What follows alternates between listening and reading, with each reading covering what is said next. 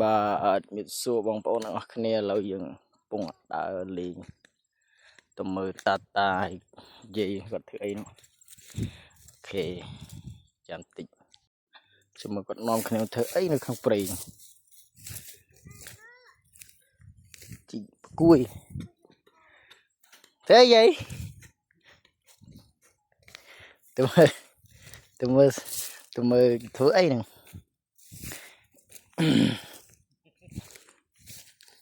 មេខ្ញុំមកតនេតបានទេចាំមើលគាត់ធ្វើអី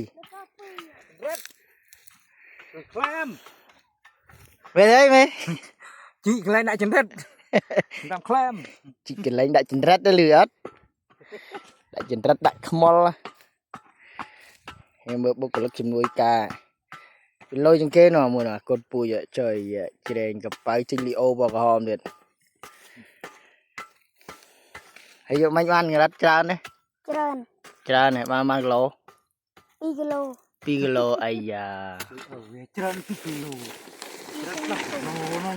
ចាំមើលលទ្ធផលស្អែកបងប្អូនខ្ញុំប្រាប់ឥឡូវពងរៀបចំ